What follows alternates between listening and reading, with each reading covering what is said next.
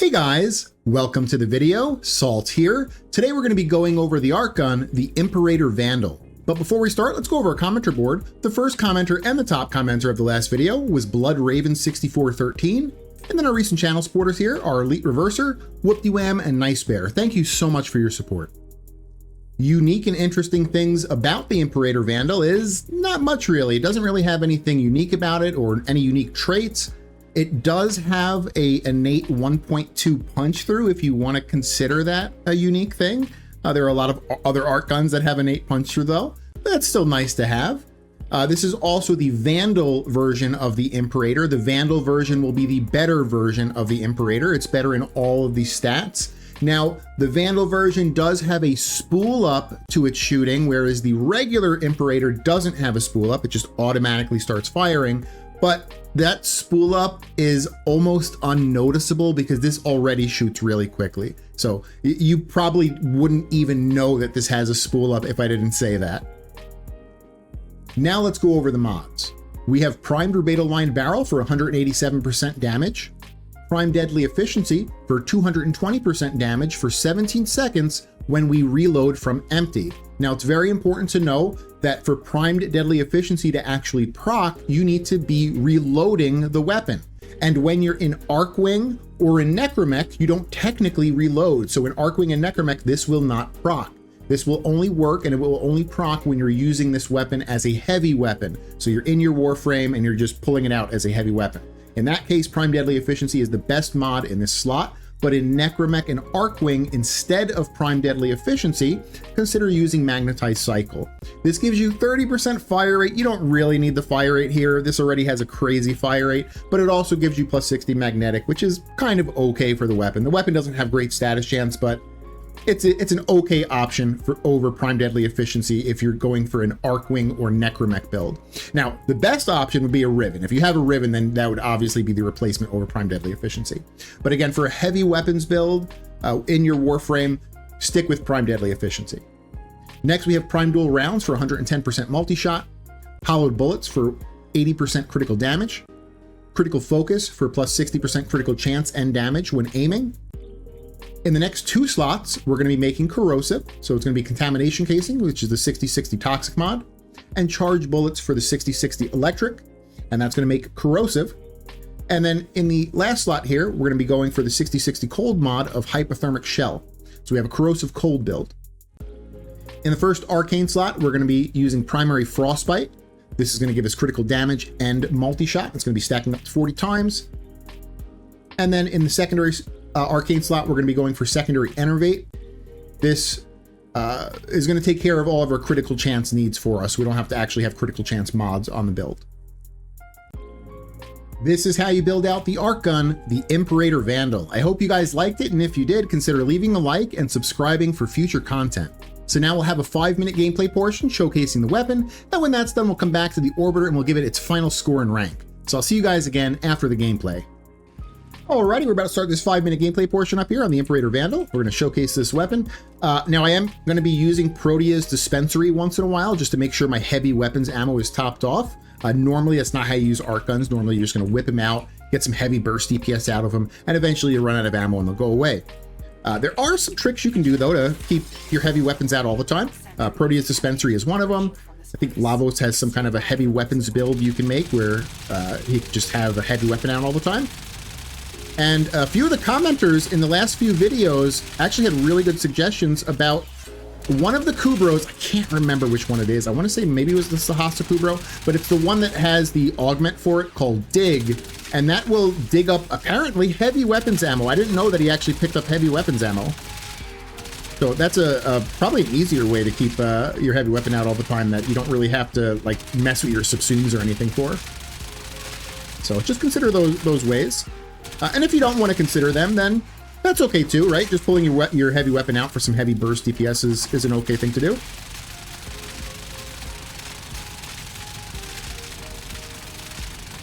So I tested a few builds on the Imperator Vandal and I settled for the Corrosive Cold one. I did test out a Viral Heat build that used Flare as the secondary arcane and Crux as the primary. It's just that it wasn't working as well. It doesn't synergize as well with this weapon because like Crux technically gives 300% critical chance, but it's based on your base. And this has, what is it, 12, or status chance, I should say. But it's based on your base, and this, I think, has a 12% status chance. So, like, Crux is 300% status chance that it gives you equates into 36. So you're using an entire arcane for 36% status chance. And yeah, it just doesn't have great status chance, even with Crux, to like get a lot of heat stacks. And so going Corrosive Cold, where, you know, you have a max stack of 10 each, is much easier to get full value out of.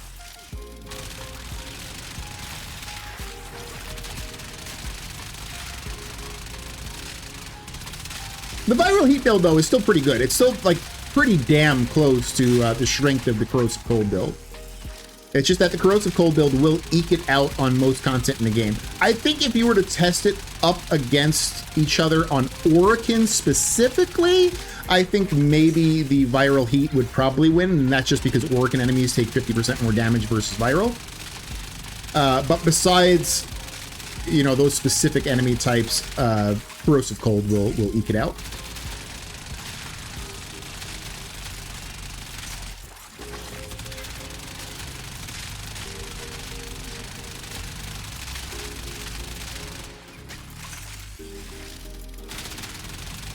And then if you did want to go for Viral Heat, using Cascadia Flare would obviously take care of all your flat damage for you, so you don't need to use the 2 flat damage mods. You would go with Parallax Scope, and in the other slot, I don't know, probably that Magnetic mod again. It's kind of a free slot for whatever you want. You could use a Magnetic mod, you could use a Ribbon.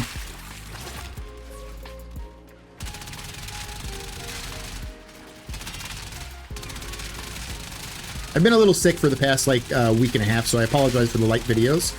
I was sick almost like 2 weeks ago, and I did a video, and I was like, I think I'm gonna take the rest of the week off. And then I started feeling better, and I, you know, did another couple of videos, and then I felt even worse eventually than I was the previous week. So it's been kind of light for 2 weeks. I think I've only done 3 videos in 2 weeks, so I apologize for that. But I think I finally am truly better now.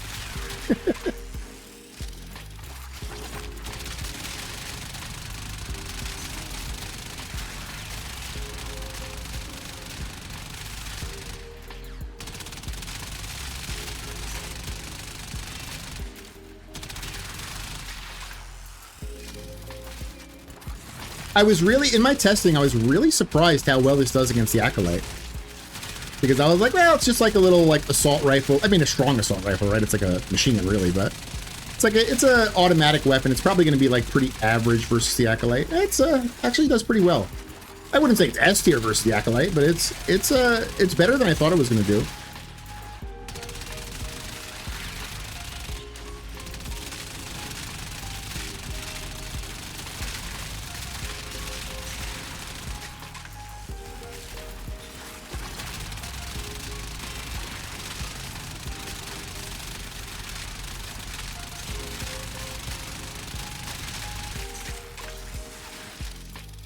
I just manually reloaded there. You should not do that. That was a mistake I made. Just because we have Prime Deadly Efficiency, you want to expend your whole magazine and then reload to actually get that buff. So try not to manually reload. I have a bad habit of doing that.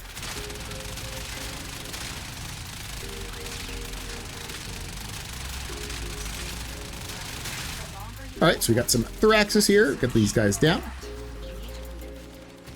Other guy, I think, is in his little ghost form. He should be coming up here in a second. There he is.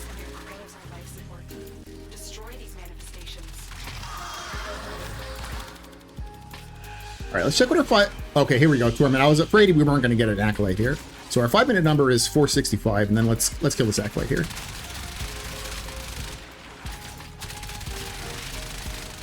Like, look at that. It's pretty good damage. I didn't even know where the hell he was, honestly. I was just kind of shooting randomly, and I was taking him down really quick there. So yeah, that's the gameplay there. Let's go back to the Orbiter now. Welcome back to the Orbiter, guys. So let's go over how the Imperator Vandal did in its 3 10-minute runs on Steel Path Lewis Circulus. It got 981, 987, and 921 kills, putting it in the S tier for kill per minute potential. Now, when it comes to single target damage, we talk about two different things. We talk about normal single target versus just normal thick enemies like Eximuses and Thraxes. And then we talk about the mini bosses where they can't stack statuses past a certain amount, right? Like Acolytes are one of those. So against normal thick enemies, it's pretty good because it's a corrosive cold build. We don't have any like heavy dots that are going to, you know, we can't just get a guy to 3/4 and then the dots will finish him off. We have to actually keep on target until that target is down. This does have slash, but the slash is not very highly weighted there. So, you know, you are getting 99% of your damage out of the raw damage. And because of that, I would say it's B tier for normal single target. Now, versus mini bosses like Acolytes, where your low status chance on this weapon doesn't really matter because they can't stack a lot of statuses anyway, I was really surprised. This does really good versus the Acolyte there. I would say it's more about like A tier for single target versus the Acolyte. So B tier for normal heavy enemies, A tier for Acolyte. And then when it comes to ease of use, it's a weapon you're gonna have to aim in with. You have that mod where you want to aim in to make sure it's activated. You're gonna want a headshot just to make sure you get your headshot multipliers. Yeah, it's not hard, but it's not easy. It's right in the middle at B tier for ease of use.